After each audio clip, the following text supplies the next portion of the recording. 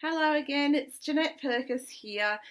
You may have seen a recent video I made for YouTube about responding to microaggressions and thoughtless statements about autism. So I didn't get through all of my microaggressions, so I'm going to do the video today and then one later in the week or next week, looking at some other microaggressions, because believe it or not, there are lots of these things that get said to us all the time. When I asked people on social media to give me some examples, I got a lot of examples, so I'm just going to work through them. Hopefully there'll be some really useful information that you can sort of take home and get some value from.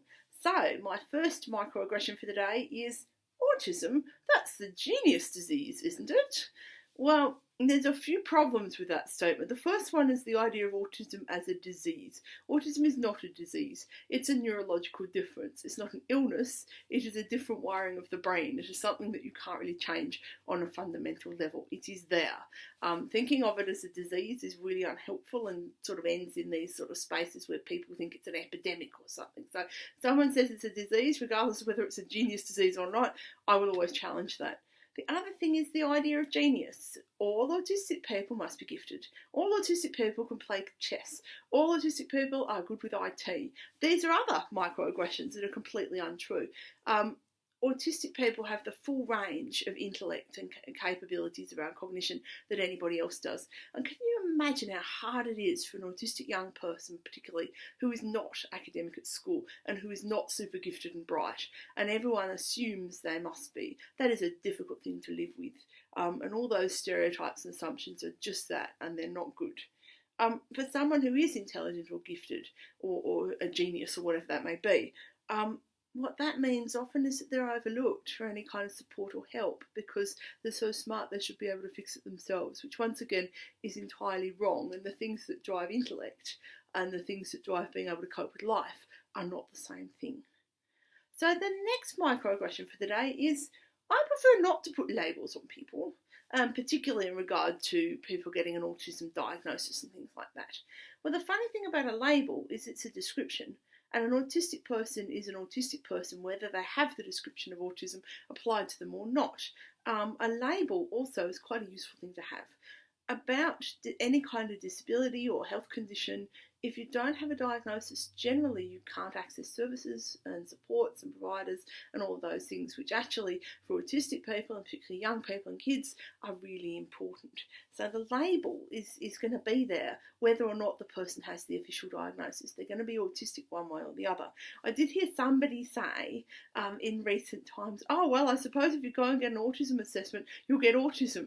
Well, that's like saying if you go get a mammogram and suddenly you'll have breast cancer. It really doesn't work like that. So the idea of labelling as being of necessity a bad thing is not good. Another one, we're getting into some juicy stuff here, sexy stuff. Stereotypes and assumptions around sexuality and people with disability are absolutely off the scale. So this microaggression, and there are lots of related ones, says autistic people don't have sex, they're not interested in sex. Well, like the rest of the population, some autistic people are celibate or asexual or not interested, but a lot of the autistic population are just as happy and healthy around their sexual appetites as anybody else's. One of the things we struggle with in society is the view that people who are different, because sex is presented as a thing that beautiful people do, beautiful white middle class people do, which is silly. Everyone does it, apart from asexual people who don't. And the discrimination and in things like reproductive rights also comes from that area for autistic people. Forced sterilisation, some really dangerous things. And actually, when you think about it, sex between happy consenting adults is a lovely thing, and more people should be doing that. It's nice. People have the right to do something nice that makes them feel good. And all humans have the right to be sexual beings, whatever their disability status or anything else. It's a difficult one because people don't want to talk about it, but actually I know a very large number of autistic people who really enjoy having sex with their partner. The next one is sort of related to that, but down the track a bit.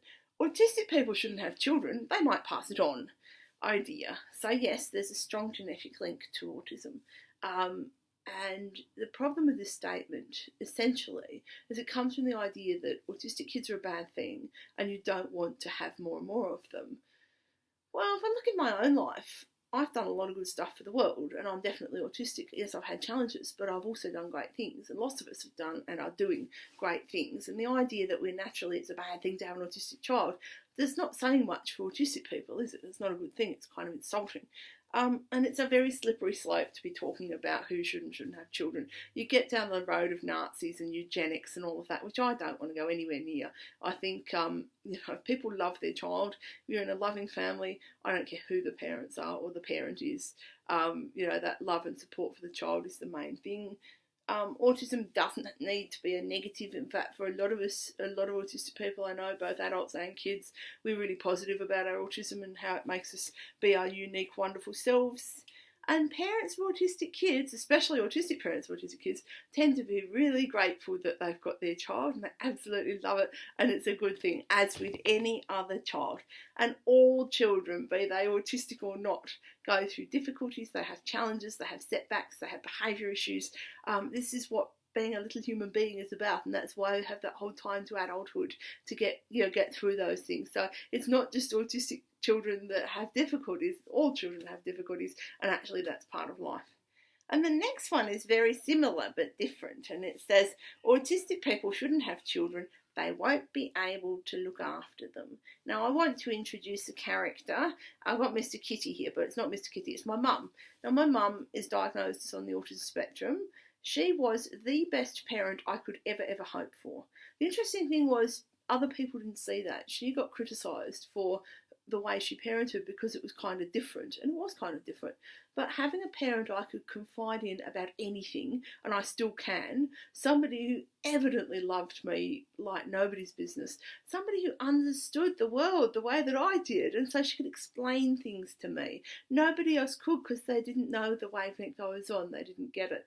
So having an autistic parent for me was absolutely wonderful, and my mum looks after me even now, and I'm 43, so I think it's a complete myth and a very unhelpful, rude and insulting myth to say that autistic parents as a blanket statement can't look after their kids. So that's really important to remember, and all these statements about who should and shouldn't have children, always be very wary of those. And so the last one I'm going to do today is about people who don't speak. So the microaggression is, well, people who don't speak, they're all intellectually disabled, aren't they? Non-speaking is really a difficult thing because historically in the English-speaking world, if you didn't have verbal language, then you weren't ascribed sort of personhood. And that sort of carries through to today, even though it's not in the books. It's an issue because actually a lot of non-speaking autistic people are really, really awesome at all sorts of things. So if you look at somebody like the author and presenter Carly Fleischman, who just has a huge profile and has done wonderful things in the world, and she doesn't speak with oral language.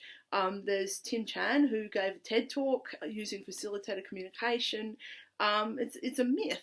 And one of the other issues that perpetuates that myth around non-speaking and intellectual disability is that the IQ tests used in lots of places, including here, to test the IQ of students before they go into school, the one that they give to the non-verbal students is it's geared to verbal language and actually gets skewed results, massively skewed results, and all these kids come out with a below 50 IQ score when they're actually really intelligent. And there is work being done here by some wonderful activists who I am involved with as well, and I think it's really important to remember, because somebody doesn't have verbal speech does not mean they have nothing to say. It doesn't mean they can't communicate. And I know a lady called Rosemary Crossley who works in runs a centre called the Anne McDonald Centre, and she works with a whole bunch of young people and kids who don't use verbal language, and they do amazing communication things, and this is just wonderful. And the idea, could you imagine being inside your mind